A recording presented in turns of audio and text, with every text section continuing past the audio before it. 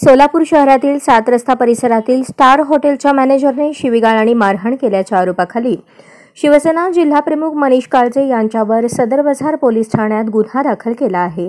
दरम्यान या प्रकरणी मनीष काळजे यांनी आपली प्रतिक्रिया देताना असा कोणताही प्रकार शनिवारी रात्री झालेला नाही, घटना रात्री 9:30ची आणि गुन्हा दाखल मध्यरात्री 1:30 वाजता असे FIR मध्ये दाखवले आहे।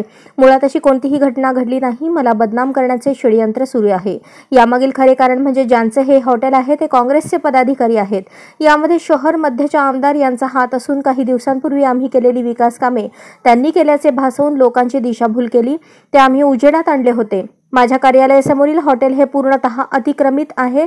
त्या हॉटेलवर अतिक्रमण विभागाची कारवाई झाली होती। ते अतिक्रमण लपवण्यासाठी हा सर्व प्रकार सुरू असून सध्या काँग्रेस भवनासमोर जे ज्यूस सेंटर सुरू झाले आहे ते सुद्धा अतिक्रमण करून सुरू केलेले असल्याचा आरोप देखील त्यांनी केला आहे।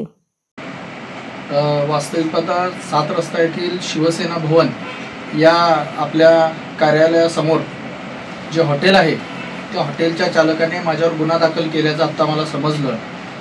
खरं तर काल रात्री तशी कुठलीही घटना जे ते सांगतायत की आम्ही त्यांना शिवीगाळ केली, मारहाण केली, अशी कुठलीही घटना काल रोजी घडलेली नाही।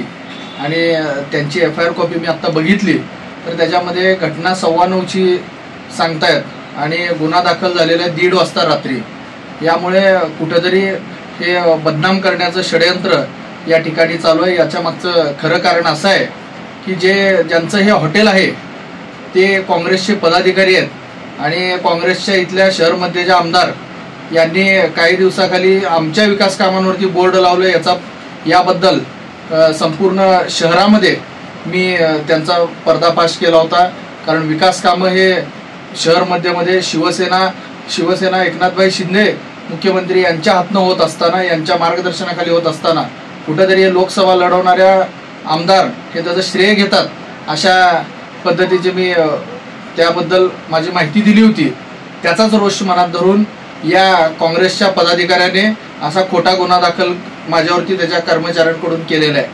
खरं तर कार्यालयाच्या समोरील जे काय त्यांचं हॉटेल आहे हे पूर्णतः अतिक्रमणामध्ये आहे आणि गेल्या 15-20 दिवसाखाली महानगरपालिकेकडून त्यांच्यावर अतिक्रमणाची कारवाई सुद्धा झालेली आहे। कुठेतरी ती कारवाई सुद्धा होऊ नये भविष्यात आणि या ज्या काय काँग्रेसच्या पदाधिकाऱ्याला कुठेतरी त्यांच्या आमदारांनी सांगितल्यामुळे ही गुन्हा दाखल करण्याचा प्रयत्न झालेला आहे। परंतु यामध्ये प्रामुख्याने अजून एक गोष्ट सांगतो की काँग्रेसला अतिक्रमण किती प्रिय आहे।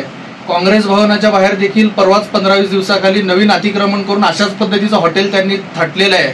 कुठेतरी हेही हॉटेल त्या काँग्रेसच्या पदाधिकाऱ्याचं आणि काँग्रेस भवनाच्या बाहेर देखील ह्या पदाधिकाऱ्यांनी हॉटेल थाटलंय।